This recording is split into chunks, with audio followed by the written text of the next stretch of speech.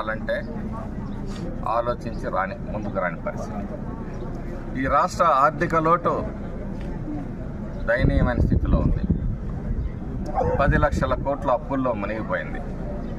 ఏటా 75,000 సుమారుగా 75,000 కోట్ల రూపాయలు మరి అప్పు కింద కానీ వడ్డీ కింద కానీ అసలు కింద కానీ జమ చేయాల్సిన పరిస్థితుల్లో ఎన్డీఏ ప్రభుత్వం ఈరోజు దాన్ని చక్కదిద్దే కార్యక్రమంలో తలములకలై ఉంది. అలాగే ప్రజలకి ఏదైతే వాగ్దానం చేశారో ఆ వాగ్దానాలకి ఎన్డీఏ ప్రభుత్వం కట్టుబడి ఉంది. ఆయన నెల రోజులు అధికారానికి దూరం కాగానే జగన్మోహన్ రెడ్డి అది ఇచ్చావా ఇది ఇచ్చావా అని చెప్పేసి ప్రెస్ మీట్లు పెట్టి మాట్లాడుతూ ఉన్నాడు. అతని మానసిక పరిస్థితి బాగాలేదు పాపం. అంటే ఇక్కడ అల్లావుద్దీన్ అద్భుత దీపాలు ఏమి ఉండవు.